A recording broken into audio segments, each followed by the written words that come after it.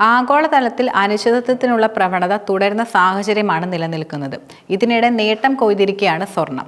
ആദ്യകാല വെല്ലുവിളികൾക്കിടയിലും American president Donald ട്രംപിന്റെ വിപുലമായ നികുതി ചെലവ് ബിൽ പ്രതിനിധി സഭ പാസ്സാവുകയും ചെയ്തു.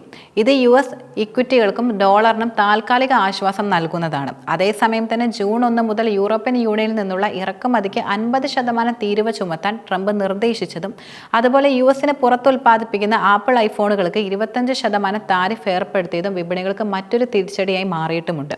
ഇതിന്റെ ഭാഗമായി US ഡോളറും 3 പ്രധാന ഓഹരി സൂചികകളും ആഴ്ചയിൽ 2% നഷ്ടം രേഖപ്പെടുത്തുകയും ചെയ്തു.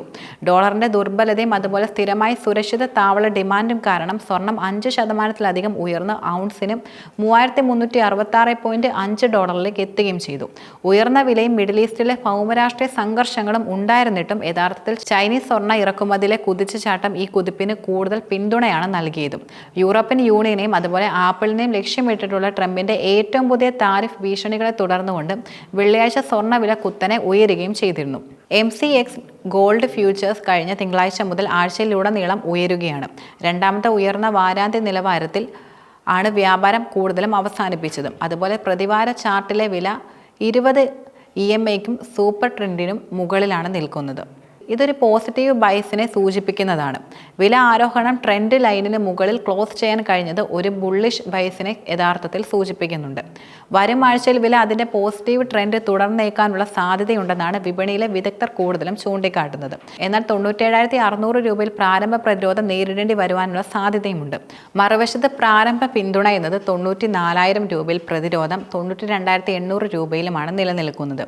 US സമ്പദ് വ്യവസ്ഥയുടെ ശക്തിയെക്കുറിച്ചുള്ള ആശങ്കകളും അതുപോലെ ആഗോള വ്യാപാര സംഘർഷങ്ങളും കാരണം സ്വർണം സമ്മിശ്രമായിട്ടാണ് ആഴ്ച അവസാനിപ്പിച്ചതും.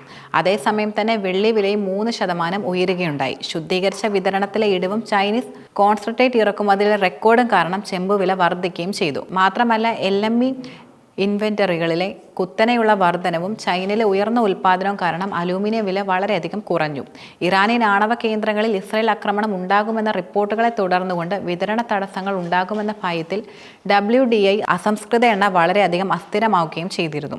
ബാരലിന് $64.19 ഉയരുകയും ചെയ്തു.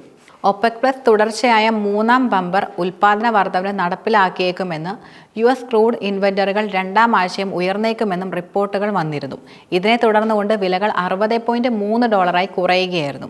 വാഷിംഗ്ടൺ സീറോ സമ്പുഷ്ടീകരണ നിലപാട് നിലനിർത്തുകയാണെങ്കിൽ ചർച്ചകൾ പുരോഗമിക്കില്ലെന്ന് ടെഹ്റാന്റെ മുന്നറിയിപ്പിന്റെയും അതുപോലെ US ഇറാൻ ആണവ ചർച്ചകളിലെ പുരോഗതിയുടെയും അടിസ്ഥാനത്തിലാണ് എണ്ണവില $61.8 പ്രധാനമായിട്ടും ഉയർന്നതും. റോമിൽ നടന്ന 5ാം റൗണ്ട് ചർച്ചകളിലെ പുരോഗതിയുടെ സൂചനകൾ അടുത്ത ആഴ്ച പുതിയ വിൽപ്പനയ്ക്ക് കാരണമാവുകയും ചെയ്തേക്കാം. മാത്രമല്ല ട്രംപിന്റെ പുതുക്കിയ താരിഫ് ഭീഷണികൾ ഈ ഘട്ടത്തിൽ വളരെയധികം പ്രധാനവുമാണ്.